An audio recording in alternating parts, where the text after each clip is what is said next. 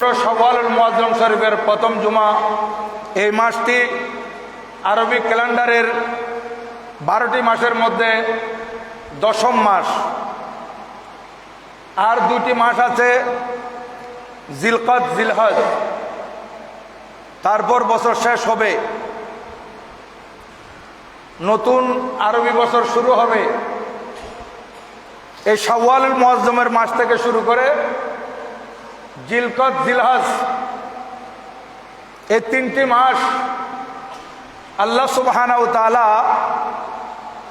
হজের মাস বানিয়ে দিয়েছেন। শাওয়াল থেকে হজের মাস শুরু। কুরআনুল কারীমে আছে আল হজ্জু আশহুরুম মালুমাত, হজের নির্দিষ্ট মাস রয়েছে, অর্থাৎ শাওয়াল, জিলকদ, জিলহজ। মাহে রমজানুল মুবারক বিদায় নেওয়ার সাথে সাথে আমাদের কাছে এসেছে হজের মাস। রোজা যেমন ফরজ এবং ইসলামের 5টি স্তম্ভের মধ্যে অন্যতম একটি স্তম্ভ, এবং সাথে সাথে এটা বদনী ইবাদত, শারীরিক ইবাদত। এর পরের শাওয়াল মাস থেকে আমাদেরকে আল্লাহ সুবহানাহু ওয়া তাআলা ইসলামের অন্যতম আরেকটি স্তম্ভ 5টির মধ্যে হজ, যাহা সামর্থ্যবানদের উপর ফরজ, যার মধ্যে রয়েছে বদনী এবং মালি, শারীরিক এবং আর্থিক উভয় ইবাদত। সেই মাস শুরু হয়েছে। আর বিশেষ করে এই শাওয়ালুল মুআজ্জম, এটা বড় বরগুজিদা মাস, এই জন্য এটাকে মুআজ্জম বলা হয়েছে। শাওয়ালুল মুআজ্জম, বুজুর্গ মাস, সম্মানিত মাস, যেহেতু এটা মাহে রমজানুল মুবারকের সাথে মিলানো একটি মাস। আর বিশেষ করে এই মাসের প্রথম দিন রয়েছে ইয়মুল ফিতর, অর্থাৎ ঈদের দিন, ঈদুল ফিতর, এবং এটাকে ইয়মুর রহমত বলা হয়েছে, রহমতের দিন। মাস শাওয়াল, এই শাওয়ালের মাসের মধ্যে আমাদের জন্য 6টি রোজা রয়েছে, যেটা হাদিসে পাকের মধ্যে আমরা পাই। মাহে রমজানুল মুবারকের 30টি রোজা পালন করার পর শাওয়াল মাস যখন আসে, এই শাওয়াল মাসের মধ্যে রয়েছে আমাদের জন্য 6টি রোজা। 30টি রোজার পর ওই 30টি রোজা হচ্ছে ফরজ, আর এই 6টি রোজা হচ্ছে নফল।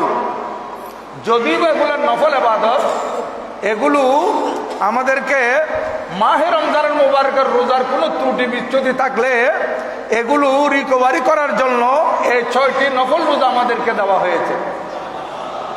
সাথে সাথে এই 6টি নফল রোজা, এগুলার ফজিলত এত বেশি, মাহে রমজানুল মুবারকের 30টি রোজা রাখার পর যদিও বা চাঁদ 29-এ যায়, এটা 29 বলা হয় না, 30 বলা হয়, কারণ 29-এ দেখা গেল চাঁদ, তারপরেও সওয়াব দেওয়া হবে 30 দিন। এই কারণে আমরা 30 রোজা বলি সব সময়। এই 30টি রোজা আদায় করার পর শাওয়াল মাসে যখন আমরা 6টি রোজা পালন করব, এই 6টি নফল রোজার কারণে ওই মাহে রমজানুল মুবারকের 30 রোজা সহ সারা বছর আমরা যে রোজা পালন করছি, এইটাই আমাদের আমলনামার মধ্যে লিপিবদ্ধ করা হবে, মাত্র 6টি রোজার কারণে। এই 6টি রোজা, এগুলো এত বেশি গুরুত্বপূর্ণ কারণ বছরে 365 দিন, 365 দিনের মধ্যে 5 দিন রোজা রাখা হারাম। 5 দিন রোজা রাখা যাবে না। 2 ঈদের 2 দিন এবং কোরবানি ঈদের পরপর 3 দিন, এই 5টি দিন আমরা রোজা রাখবো না, শরীয়তের মধ্যে নিষেধ। বাকি 360 দিন রয়েছে। তাহলে আল্লাহ সুবহানাহু ওয়া তাআলা কুরআনুল কারীমে ইরশাদ করেন, মান জাআ বিল হাসানাতি ফালাহু আশরু আমসালিহা, যে ব্যক্তি একটি পুণ্যের কাজ করবে তাকে দেওয়া হবে তার 10টি পুণ্যের সওয়াব, সেই পরিমাণ 10টি ফজিলত তার কাছে আসবে। একটি রোজা রাখলে কমপক্ষে 10টি রোজার রাখার মতো সমান সওয়াব পাওয়া যাবে। তাহলে বুঝা গেল যে ব্যক্তি একটি ভালো কাজ করবে তাকে যদি 10টি ভালো কাজের সওয়াব দেওয়া হয়, তাহলে একটি রোজার মধ্যে আমরা 10টি রোজার সওয়াব পাচ্ছি। তাহলে 30টি রোজার মধ্যে 30 10 300। আমরা মাহে রমজানের মুবারকে 30টি রোজা রেখে 300 দিন রোজা রাখার মতো হয়ে গেলাম। রোজা রাখলাম 30 দিন, কিন্তু 30 দিন রোজা রেখে এক রোজায় 10 গুণ করে আল্লাহ পাক যখন স্বভাব বর্ধিত করতেছেন, তাহলে আমরা 300 দিন রোজা রাখার ফজিলত পেয়ে গেলাম। বাকি রয়েছে 60 দিন। এই 60 দিন আমরা যদি শাওয়াল মাসের 6 রোজা রাখি, সেখানে 6টির মধ্যে 6 10 60, তাহলে 360 হয়ে গেল। আমরা রোজা রাখবো রমজান শরীফের 1 মাস, শাওয়ালের 6 দিন। এই 36 রোজায় আমাদেরকে সারা বছর রোজাদার হিসেবে গণ্য করা হবে আল্লাহর দরবারে। কত বড় ফজিলতের ব্যাপার! আমার নবী ইরশাদ করেন, মান সামা রমাদানা ওয়া আতবাহু বিসিত্তাতিন মিন শাওয়াল ফাকান্নামা সামা দাহর কুল্লাহু আও কামা ক্বালা আলাইহিস সালাম। এটা বিভিন্নভাবে রওয়ায়াত এসেছে। বলা হচ্ছে যে ব্যক্তি রমজান শরীফের রোজা রাখার পর শাওয়ালের 6 রোজা রাখবে, সে যেন সারা বছর রোজা পালন করছে। তাহলে এই 6 রোজা এটা আপনারা ধারাবাহিক রাখতে পারেন, গ্যাপ দিয়েও রাখতে পারেন। প্রতি সোমবার বৃহস্পতিবারে রাখতে পারেন, সোমবার বৃহস্পতিবার, সোমবার বৃহস্পতিবার, এইভাবে 6 রোজা আপনারা এটা লাগাতার কাজ থাকলে নিয়মিত করতে পারেন, অথবা গ্যাপ দিয়েও পারেন। এই মাসের ভিতর হতে হবে 6 রোজা, দেখ অনেক বেশি ফজিলত।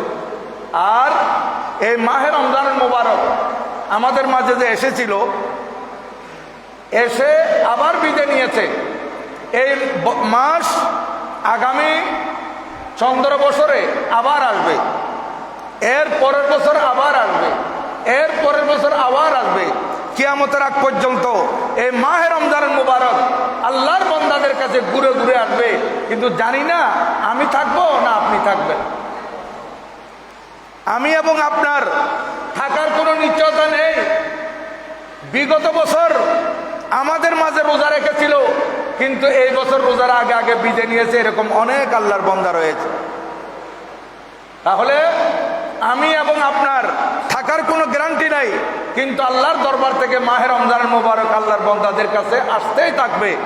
কিন্তু মাহে রমজানের মোবারক যদি আমরা আবার পাই, আল্লাহ সুবহানাহু ওয়া তাআলা আমাদের হায়াত দরাজ করে দেন, লম্বা করে দেন, এই রোজা যদি আমরা আবার পাই, এই রোজার মধ্যে ইবাদত বন্দেগী, রোজা পালন করা, কোরআন শরীফ তেলাওয়াত করা, সদকা খায়রাত করা, তারাবি পড়া, তাহাজ্জুদ আদায় করা, কিয়ামুল লাইল করা, এইভাবে যে ইবাদত বন্দেগী আমরা করতে পারি, তাহলে এই বছর রোজা রেখে যারা দুনিয়া থেকে চলে গেছে তাদের থেকে আগামী বছর আমরা আরেকবার যদি মাহে রমজানের মোবারক পাই, সে ইবাদতের কারণে এই বছর যিনি ইন্তেকাল করেছেন ওনার থেকে আমাদের ইবাদতের ফজিলত 500 বছর এগিয়ে যাবে, যেটা আমি আপনাদের খেদমতে হাদিসে পাক থেকে বলেছিলাম। তাহলে এই রোজার মাস পাওয়া এটা কত বড় বরকতের। আর এই রোজার মাসের মধ্যে আমরা ইবাদত বন্দি করেছিলাম। রোজার মাসে পঞ্জেগারা নামাজ জামাত সহকারে পড়েছিলাম। ফজরের নামাজে মসজিদ পরিপূর্ণ ছিল, ফজরের নামাজে জুমার মুসল্লি ছিল রোজার মাস। কিন্তু মাহে রমজানের মোবারক বিদায় নেওয়ার সাথে সাথে মনে হচ্ছে অনেকের কাছে যে নামাজের জন্য ছুটি পেয়ে গেছে, নামাজ আর লাগবে না, রোজা 1 মাস নামাজ পড়েছে, ওনার আমল নামা পরিপূর্ণ হয়ে গেছে, এইরকম অনেকে মনে করে। নতুবা এই যে আগের দিন মাহে রমজানের মোবারকের শেষ রোজার ফজরের নামাজে নিচতলা দ্বিতীয় তলা বাইরে পরিপূর্ণ, কিন্তু রোজার মাস বিদায় দেওয়ার সাথে সাথে যে রাতকে 5 রাতের 1 রাত বলা হয়েছে, ওই রাতের ফজরের মধ্যেও মুসল্লি অনেক কমে গেছে। তাহলে আমরা ইবাদতের গুরুত্বটা বুঝতে পারি নাই। আমরা মনে করছি মাহে রমজানের মোবারক 1 মাস ইবাদত করব, 11 মাস ছুটি পেয়ে যাব। নয়, আমার নবীজি হাদিসে পাকের মধ্যে ইরশাদ করেন, আহাব্বুল আমালে ইলাল্লাহি আদওয়ামুহা ওয়া ইন ক্বাল্লা। আল্লাহ তাআলার কাছে সবচাইতে প্রিয় আমল হচ্ছে সেটা কন্টিনিউ করা, ধারাবাহিকভাবে চালিয়ে যাওয়া। ওয়া ইন কল্লা, যদিও বা কম হয়। এবাদত আমরা ধারাবাহিকভাবে চালিয়ে যাব, যদিও বা এবাদতের পরিমাণ কম হয়। শুধু ফরজ নামাজ পড়তেছি, সুন্নতে মুআক্কাদা পড়তেছি, 5 ওয়াক্ত নামাজ পড়তেছি, বাকি পড়তেছি না। এই 5 ওয়াক্ত নামাজ যদি আপনি কন্টিনিউ করতে পারেন, এটা আল্লাহর কাছে আপনার এই আমলটা অনেক প্রিয়। নিয়মিত করা আহাব্বুল আমালে আদওয়ামুহা, আল্লাহর কাছে সবচেয়ে প্রিয় আমল হচ্ছে যেটা সব সময় করা হয়। আপনি আর আমি যদি শাওয়াল মাসের মধ্যে এভাবে পঞ্জেগারে নামাজ আদায় না করি, মাহে রমজান মুবারকের যেভাবে ধারাবাহিকতা রক্ষা করেছিলাম সেটা যদি বজায় না রাখি, তাহলে আমরা অনেক পিছিয়ে যাব, আমরা অনেক ক্ষতিগ্রস্ত হব। মাহে রমজান মুবারকে বেশি করেছিলাম, সে রমজান মুবারকে নিয়মিত অনেকে তাহাজ্জুদের নামাজ পড়েছে, আলহামদুলিল্লাহ, কিয়ামুল লাইল করেছে, এই মাহে রমজান মুবারকে তারাবি আদায় করেছে। কিন্তু বাকি রমজান মাসের পর তো আর তারাবি আপনাকে আদায় করতে হচ্ছে না, শুধু এশারের নামাজ পড়তে হচ্ছে। তাহলে সে এশারের নামাজ আপনি কন্টিনিউ করেন। আর যে বন্দা ফজরের নামাজ জামাত সহকারে আদায় করতে পারবে, ওই বন্দার জন্য বাকি নামাজগুলো আদায় করে আল্লাহ পাক সহজ করে দেয়। ফজরের নামাজ আদায় করতে পারলে জামাত সহকারে আপনার জন্য বাকি নামাজ সহজ হয়ে যাবে। আর আপনি যদি ফজরের নামাজ আদায় করে মাঝখানে জোহর আগ পর্যন্ত বিভিন্ন কাজে কারবারে বিরত লেগে থাকেন, তারপরে জোহরের নামাজে আসছেন, আপনাকে মনে করতে হবে আল্লাহ সুবহানাহু ওয়া তাআলা আমাকে জোহরের নামাজের যখন সুযোগ করে দিয়েছেন, তাহলে আমি নিশ্চিত বুঝতে পারতেছি আমার আল্লাহ আমার থেকে ফজরের নামাজ কবুল করে নিয়েছেন। ফজরের নামাজ যদি কবুল না হতো, তাহলে আমাকে জোহরের নামাজের তৌফিক দিতেন না। বুঝতে হবে আপনার রমজান মাসের ইবাদত এগুলো আল্লাহর কাছে কবুল হয়েছে, যার কারণে আল্লাহ পাক শাওয়াল মাসে আপনাকে ইবাদতের তৌফিক দিয়েছেন। আপনি শাওয়াল মাসে ফজরের নামাজ জামাতে পড়েছেন, শাওয়াল মাসে আপনি জোহরের নামাজ জামাত সহকারে আদায় করছেন, আসর মাগরিব এশা আপনি জামাত সহকারে আদায় করতেছেন। আপনাকে বুঝতে হবে নিশ্চয় আমার আল্লাহ আমার প্রতি খুশি হয়েছেন, আমার ইবাদত বন্দেগী কবুল করেছেন। মাহে রমজানুল মুবারকের আমার রিয়াজত সাজানা আল্লাহর দরবারে কবুল হয়েছে, এটার প্রমাণ যে আল্লাহ পাক আমাকে শাওয়াল মাসে ইবাদত করার তৌফিক দিয়েছেন। রমজানুল মুবারকে অনেকে এত বেশি জজবার মধ্যে থাকেন, যেটা রমজান শরীফের মাস, আমি কোরআন খতম দেব, 1 খতম নয়, 2 খতম নয়, 3, 4, 5 খতম পর্যন্ত দিয়ে দেয়। কিন্তু রমজান শরীফ যাওয়ার পর কোরআন শরীফটা এমন ভাবে বন্ধ করে উপরে রেখে দিয়েছে, 11 মাস ওর কোনো খবর নাই। এরকম নয়। আহাব্বুল আমাল ইলাল্লাহি আদওয়ামুহা ওয়া ইন কাল্লা। আপনি রমজান শরীফে 3 খতম দিয়েছেন, অন্যান্য মাসে 1 খতম দেন, 1 খতম দেন, অথবা 2 মাসে মিলে 1 খতম দেন। তাহলে কম হলো, পরিমাণে কম হলেও এটা যখন আপনি নিয়মিত করতেছেন, এটা আল্লাহর কাছে পছন্দনীয় ইবাদত। এবং আরেকটা হাদিসে পাক আছে, আল্লাহর নবী ইরশাদ করেন, আল্লাহ পাক সুবহানাহু ওয়া তাআলা যদি কোনো বান্দার ব্যাপারে, আল্লাহর কোনো মখলুকের মধ্যে, আল্লাহর সৃষ্টির মধ্যে আল্লাহর কোনো বান্দার ব্যাপারে আমার আল্লাহ যদি মঙ্গল কামনা করেন, ওই বান্দাকে ভালো কাজের তৌফিক দেন। এটা হাদিসে পাক। যদি কোনো বন্দার প্রতি আমার আল্লাহর কুদরতের অন্তরে তার বন্দার ভালাই ইচ্ছা, তখন আল্লাহ পাক ওই বন্দাকে ভালো কাজ করার, ভালো আমল করার, নিয়মিত নামাজ পড়ার, এই রমজান শরীফের ফরজ রোজা যাওয়ার পরও এই বন্দা অন্যান্য মাসে নফল রোজা করতেছে। তাহলে আল্লাহ পাক ওকে নফল রোজার তৌফিক কেন দিয়েছেন? যেহেতু আল্লাহ পাক তাকে ভালোবাসেন। এজন্য আমাদেরকে বুঝতে হবে আমরা যাতে আল্লাহর দরবারে যে ইবাদতের ধারাবাহিকতাটা রক্ষা করতে পারি, কমপক্ষে 5 ওয়াক্ত নামাজ। কারণ নামাজ শুধু রমজান শরীফ ফরজ নয়, পুরো বছরই তো নামাজ ফরজ, প্রতিদিন 5 ওয়াক্ত নামাজ ফরজ। এই নামাজের মধ্যে যদি আমরা অবহেলা করি, নামাজের মধ্যে যদি আমরা সুস্তি করি, তাহলে আমার আল্লাহ কি বলতেছেন? ফাওয়াইলুল লিল মুসাল্লিন আল্লাযিনা হুম আন সালাতিহিম সাহুন। যারা নামাজকে ভুলে বসে, যারা নামাজের ব্যাপারে অলসতা করে, যারা নামাজের ব্যাপারে কার্পণ্যতা করে, এই সমস্ত মুসল্লি, এদের জন্য ওয়াইল বলা হয়েছে, খারাপি। এরা ক্ষতিগ্রস্ত, এরা জাহান্নামে যাবে। শুধু তাই নয়, যারা নামাজ নিয়মিত আদায় করবে না, নামাজের ব্যাপারে সুস্তি করবে, অলসতা করবে, আল্লাহর নবী যে হাদিসে পাক ইরশাদ করেন, ওই নামাজের ব্যাপারে সুস্তি করেনেওয়ালা অলস ব্যক্তি নামাজকে ঠিকভাবে যে আদায় করবে না, তার হাসর হবে নমরুদ, ফেরআউন, বুখতানসর, নমরুদের সাথে, হামানের সাথে, উমাইয়া ইবনে খলফের সাথে, এই ধরনের বড় বড় কাফেরদের সাথে তার হাসর হবে। তাহলে আমরা তো এটা কোনো সময় কামনা করি না কোনো কাফেরের সাথে আমাদের হাসর হোক, এটা আমরা চাই না। আমরা সবসময় চাই আমাদের হাসরটা আমাদের সাইয়েন্সের শ্রীপুরের সাথে হোক, আমাদের হাসরটা গৌসে পাক রাদিয়াল্লাহু তাআলার সাথে হোক, আমাদের হাসর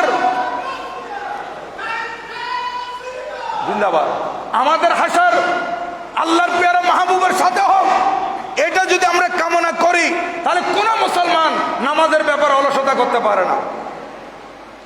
আপনি যদি নামাজ ঠিকভাবে আদায় করেন, পঞ্জেগানে নামাজ জামাত সহকারে আদায় করেন, মাহে রমজান মোবারক যাওয়ার পরও ধারাবাহিকতা রক্ষা করেন, আপনার হাসর সালেহিনদের সাথে হবে, সিদ্দিকিনদের সাথে হবে, ওলিগণের সাথে হবে, নবীগণের সাথে হবে। আর যদি আমরা এই ব্যাপারে কোনো ধরনের অলসতা করি তাহলে বুঝতে হবে আমার নসিব খারাপ। আমি মনে হয় আল্লাহর প্রিয় বান্দাদের সাথে আমার হাসর হবে না। আমি কেন সুস্তি করতেছি, আমি কেন অলসতা করতেছি, নামাজের ব্যাপার আমি কেন উদাসীন? আমি তো দুনিয়াবি ব্যাপারে খুব সব কিছু বুঝি, দুনিয়ার ব্যাপারে সব কিছু আমার বুঝে আসে। কোন পথে চললে, কিভাবে চললে আমার টাকা ইনকাম হবে, কিভাবে চললে আমি স্বাবলম্বী হব, কিভাবে করলে আমার ব্যবসা এগিয়ে যাবে, এ সব তো আপনি বুঝতেছেন। কিন্তু শরীয়তের ব্যাপার যখন আসছে, ইসলামী রীতিনীতির ব্যাপার যখন আসছে, আল্লাহর পক্ষ থেকে আল্লাহর মাহবুব নবীর মাধ্যমে যে ইবাদত আমাদেরকে দিয়েছেন, এটার ব্যাপারে আমরা কেন বুঝি না? কেন এটার ব্যাপারে অলসতা করি? আপনার কাছে এই খেয়াল যদি আসে যে আরে আমি যদি নামাজের ব্যাপারে সুস্থি করি তাহলে ফেরআউনের সাথে আমার হাসর হবে, ফেরআউনের সাথে যদি আমার হাসর হয় আমার কোন দুর্গতি হবে? ফেরআউন তো জাহান্নামী, তাহলে আমাকেও জাহান্নামে যেতে হবে। তাই আমরা এই নামাজের ব্যাপারে কোনো ধরনের অবহেলা করব না, কোনো ধরনের অলসতা করব না। কারণ আমরা বুঝতে পারি যে ঈমানের পরে মুসলমানদের জন্য সর্বপ্রথম যে ইবাদতটি সেটি হচ্ছে নামাজ। ঈমানদারের জন্য ঈমান আনয়ন করার পর সর্বপ্রথম ইবাদত কি? নামাজ। এই নামাজ ইসলামের 5টি স্তম্ভের মধ্যে কলেমার পরে নামাজের স্থান, 2 নম্বরে নামাজের স্থান। আপনি কলমা পরে মুসলমান হয়ে যান, তারপর আপনার উপর নামাজ ফরজ হয়ে গেছে। এই 5 ওয়াক্ত নামাজ, এটা আমার নবীজি কিভাবে আদায় করেছেন, সাহাবায়ে কেরাম কিভাবে আদায় করেছেন, আজকে যুদ্ধের ময়দানে পর্যন্ত নামাজ মাপ নাই। যুদ্ধের ময়দানে নামাজের নিয়ম ভিন্ন, এই যুদ্ধের ময়দানে পর্যন্ত নামাজ ফরজ বাদ যায় নাই। आ गया आईने लड़ा ई में अगर वक्त नमाज। डॉक्टर इकबाल रहमतुल्लाह अलैह बोलेन आ गया आईने लड़ा ई में अगर वक्त नमाज केबला रो हो के जमी बूस हुई को मेहजाज। বলতেছে নামাজ রক্ত যখন এসে গেছে, লড়াইয়ের ময়দানে, যুদ্ধের ময়দানে, এরা যুদ্ধের ময়দানে শত্রুমুখী একদল থেকে আরেক দল নামাজে চলে আসছে। এরা নামাজ পড়ে চলে গেছে, শত্রুমুখী হয়েছে। যারা পূর্বে শত্রুমুখী ছিল তারা আবার নামাজে চলে আসছে, যুদ্ধের নামাজ। তাহলে এখানে নামাজের ব্যাপারে কোনো ধরনের সুস্তি করা যাবে না, অলসতা করা যাবে না। আমি আমার যুবক ভাইদেরকে বলবো, এটা বড় ফিতনার যুগ, এটা বড় ফাসাদের যুগ। আমার যুবক ভাইয়েরা যেভাবে ফজরের নামাজ আপনারা আদায় করেছিলেন রমজান শরীফে, চলে আসেন মসজিদে শাওয়াল মাসে, মসজিদে চলে আসেন জিলহজ মাসে, মসজিদে চলে আসেন জিলকদ মাসে, মসজিদে চলে আসেন বাকি 11 মাস। তাহলে বুঝতে পারবেন আপনার রোজার ইবাদত কবুল হয়েছে। কারণ আমার আল্লাহ কোরআনুল কারীমে কি ইরশাদ করেছেন, লাআল্লাকুম তাত্তাকুন। রোজা তোমাদের উপর ফরজ করা হয়েছে যেমনি তোমাদের পূর্ববর্তীদের উপর ফরজ করা হয়েছিল। কেন? যাতে করে তোমরা মুত্তাকি হও, যাতে করে তোমরা পরহেজগার হও, তোমাদের ভিতর তাকওয়া আসুক, তোমাদের ভিতর খোদাভীরুতা আসুক, এই জন্য রোজা ফরজ করা হয়েছে। দেখেন রোজার টাইমে পেটের মধ্যে প্রচন্ড খিদে, সামনে খানা থাকার পরও রকমারি আইটেমের খানা সামনে আছে, তারপরও মুখে দিচ্ছে না। কেন? ওই আল্লাহর ভয়ে। তাহলে আপনি আল্লাহর ভয়ে পেটে খিদে থাকার পরও সামনে খানা আছে, মাগরিবের আজান হওয়ার আগ পর্যন্ত, সাইলেন্ট বেজে ওঠার আগ পর্যন্ত, ইফতারের সময় হওয়ার আগ পর্যন্ত আপনি একটা দানা মুখে দিচ্ছেন না আল্লাহকে ভয় করে, তাহলে সেই তাকওয়া আপনার ভিতরে যদি অর্জিত হয় তাহলে আপনাকে নামাজ অবশ্যই আদায় করতে হবে এই তাকওয়ার কারণে। আমি বিশেষ করে যুবক ভাইদেরকে বলবো, এখন আপনাদের জন্য ইবাদতের মুখ্যম সময়। আমার আল্লাহ বলেন ওয়াবুদ রাব্বাকা, আমি যে আয়াত তেলাওয়াত করেছি এটা হচ্ছে 14তম পারা, সূরা নম্বর 15, পারা 14, আয়াত নম্বর 99। এটা হচ্ছে সূরা হিজরের একেবারে শেষ আয়াত। ওয়াবুদ রাব্বাকা হাত্তা ইয়াতিয়াকাল ইয়াকিন, তুমি তোমার কাছে মৃত্যু আসা পর্যন্ত তুমি আল্লাহর ইবাদত করে যাও। এটা আমার আল্লাহ নিজে বলতেছেন, ওয়াবুদ রাব্বাকা, তুমি তোমার প্রভুর ইবাদতে নিমগ্ন থাকো, তুমি তোমার প্রভুর ইবাদত করো, হাত্তা ইয়াতিয়াকাল ইয়াকিন।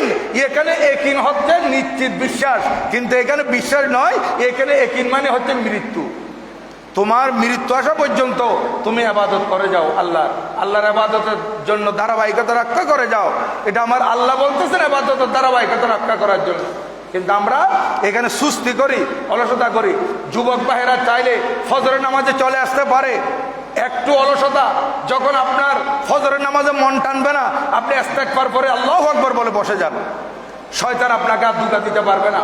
আপনি মসজিদে চলে আসেন, আপনি যদি উজু কালাম করে ফারেক হয়ে মসজিদে চলে আসেন, বুঝতে পারবেন আপনি শয়তানকে একটা চড় লাগিয়ে দিয়েছেন, শয়তান ফেল মেরেছে, শয়তান আপনাকে ধোঁকা দিতে পারে নাই।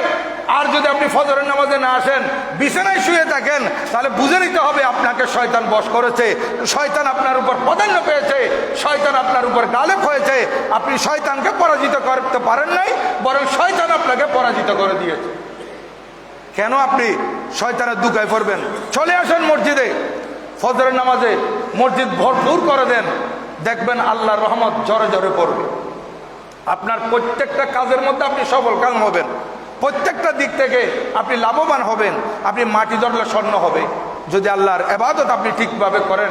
কারণ এই ধন দৌলত দেওয়ার মালিক হচ্ছেন আল্লাহ সুবহানাহু ওয়া তাআলা। আল্লাহ পাক আপনার উপর খুশি হলে আমার নবীজির উসিলায় আল্লাহ পাক আপনাকে অনেক কিছু দিবে, যেটাই চাইবেন। এবং প্রতিদিন যুবকেরা যদি ইবাদত বন্দেগী ঠিকভাবে করে, এই ইবাদত বন্দেগী কন্টিনিউ করার কারণে, ইবাদত বন্দেগীর ধারাবাহিকতা রক্ষা করার কারণে আল্লাহর বান্দা কিরকম হবে দেখা যাচ্ছে। এই আল্লাহর বান্দা ইবাদতের ধারাবাহিকতা রক্ষা করার কারণে এই বান্দা মুস্তাজাবুদ দাওয়াত পর্যন্ত হয়ে যেতে পারে। মুস্তাজাবুদ দাওয়াত অর্থাৎ আপনি যুবক, আপনি ইবাদতের ধারাবাহিকতা রক্ষা করার কারণে দোয়া আপনার কবুল হয়ে যাবে, আল্লাহর দরবারে দোয়া কবুল হয়ে যাবে। শুধু তাই নয়, ইবাদতের ধারাবাহিকতা রক্ষা করার কারণে আল্লাহ সুবহানাহু ওয়া তাআলা আপনাকে এমনভাবে করতে পারে, আল্লাহ সুবহানাহু ওয়া তাআলা আপনাকে, যে আপনি ইবাদত করতেছেন, আপনি মুস্তাজাবুদ দাওয়াত হয়ে গেছেন, এবং সাথে সাথে আপনি আপনার চেহারার মধ্যে নামাজ ঠিকভাবে আদায় করার কারণে নূর এসে গেছে, আপনার চেহারা নূরানি হবে নামাজি বান্দাদের। এবং এই নামাজ আপনার জন্য কবরের মধ্যে আলো হবে, কবরের ভিতর আপনার জন্য এটা আলো হবে, আলোক বর্তিকা হবে। এই অন্ধকার কবরে যে আপনার 3.5 হাত জায়গার মধ্যে ছোট্ট একটা জায়গা আপনাকে যে দাফন করে দিল, সেই অন্ধকার জগৎ আপনি কেমনে থাকবেন? এই যে দুনিয়ার মধ্যে নামাজ আদায় করেছিলেন, এই নামাজগুলা আপনার জন্য নূর হয়ে যাবে, কবরের ভিতর আলো হয়ে জ্বলে উঠবে। তাই আমি আপনাদের খেদমতে আরজ করব, আমার যুবক ভাইয়েরা, আপনারা প্রত্যেকে এই ইবাদতের ধারাবাহিকতা রক্ষা করেন। তখন দেখবেন এই ফিতনার যুগে আল্লাহ পাক সুবহানাহু ওয়া তাআলা আপনাদের প্রতি দয়া করবেন এবং আপনারা বিপদগামী হওয়া থেকে রক্ষা পাবেন। এখন আমাদের এই সময়ে আমি দেখতেছি বড় ফিতনার যুগ। আমাদের যুবক যুবতী ভাই বোনেরা, তাদের চরিত্র রক্ষা করাটা বড় কঠিন হয়ে দাঁড়িয়েছে। এই সময়ে নিজের চরিত্রের হেফাজত করা, হাদিসে পাকের মধ্যে আছে, নবীজি ইরশাদ করেন, আমি কি তোমাদেরকে তোমাদের মধ্যে উত্তম ব্যক্তি কারা সেই সম্পর্কে বর্ণনা করব না? আলা উনাব্বিউকুম বিখিয়ারিকুম, আমি তোমাদের মধ্যে সবচেয়ে উত্তম ব্যক্তি কারা এই সম্পর্কে আমি কি বলবো না? সাহাবায়ে কেরাম বলেন, কালু বলা ইয়া রাসূলুল্লাহ, হ্যাঁ হ্যাঁ বলবেন। আমার নবীজি বলেন, খিয়ারুকুম আহসানুকুম আমালা, তোমাদের মধ্যে খিয়ারুকুম আহসানুকুম খুলুকা। এক রাওয়ায়াতের মধ্যে বলতেছেন তোমাদের মধ্যে সবচেয়ে উত্তম ব্যক্তি ওই ব্যক্তি যার চরিত্র সুন্দর। চরিত্র সুন্দর ব্যক্তি আপনার সবচেয়ে উত্তম ব্যক্তি, আর চরিত্র নেই তার কাছে কিচ্ছু নেই। এই জন্য বাতিল ফেরকারা দেখেন এদের কাছে চরিত্র নেই কেন? যেহেতু এদের কাছে ঈমান নাই। চরিত্র থাকে কার কাছে? আখলাক সুন্দর কাদের থাকে? যাদের কাছে ঈমান আছে। ঈমানদার বান্দাদের কাছে আখলাক আছে। কিন্তু যারা বাতিল ফেরকা, যারা নবী ওলি শানে বেয়াদবি করে, দেখবেন এরা বিভিন্ন অপকর্মের মধ্যে লিপ্ত হয়ে ধরাও পড়তেছে। এগুলা কেন করতেছে? যেহেতু এরা উত্তম মানুষ নয়, এরা ঘৃণিত মানুষ, বাতিল ফেরকারে নিকৃষ্ট মানুষ। আর আপনারা আহলুস সুন্নাত ওয়াল জামাতের অনুসারী, আপনারা হচ্ছেন উত্তম মানুষ যেহেতু আপনাদের চরিত্র সুন্দর। আর এই সময়ে নিজের চরিত্র সুন্দর রাখাটা বড় কঠিন হয়ে গেছে। আপনারা যদি চরিত্র সুন্দর করতে চান, আপনারা সুন্নি মুসলমান 5 ওয়াক্ত নামাজ জমা সহকারে পড়েন, আল্লাহ পাক আপনাদেরকে চরিত্র সুন্দর রাখবেন এবং সুন্দর রাখার তৌফিক দিবেন। বর্তমানে যে টিকটক যেগুলো চলতেছে, আমি নিজেও লিখেছি ফেসবুকের মধ্যে এবং আজকেও বলতেছি স্পষ্ট ভাষায়, এখানে যদি প্রশাসনের কোনো ভাই থাকেন, উপরস্থ কোনো লোকজন থাকেন, সরকারি বেসরকারি যাদের কাছে ক্ষমতা আছে, এইরকম ব্যক্তি যদি থাকেন, আমি আবেদন করব যে টিকটকের মধ্যে যেই সমস্ত ছেলেমেয়েরা, যুবক যুবতীরা টিকটক থেকে টাকা ইনকাম করার জন্য ইভেন নামাজ নিয়ে পর্যন্ত ওখানে মস্কারা করতেছে, টিকটকের মধ্যে ইবাদত বন্দেগী নিয়ে পর্যন্ত ঠাট্টা মশকারি করতেছে, টিকটকের মধ্যে বিভিন্নভাবে কুফরি কাজকর্ম করতেছে এবং বেহায়াপনা নির্লজ্জতা তো আছেই। এগুলা যদি এইভাবে চলতে থাকে তাহলে আমার আপনাদের সন্তানের চরিত্র ঠিক থাকবে না। এগুলা যদি ঠিক রাখতে হয় আমাদেরকে জোর প্রতিবাদ করতে হবে। এই ফেসবুকের মধ্যে আমরা প্রতিবাদ করেন, টিকটকের মধ্যে প্রতিবাদ করেন যে আমরা এগুলা চাই না। এই ধরনের টিকটক যেগুলো দ্বারা আমার সন্তানের চরিত্র নষ্ট হবে, আমার ছেলে আমার মেয়ে নিজের চরিত্র হেফাজত করতে পারবে না, এই ধরনের টিকটক আমরা চাই না।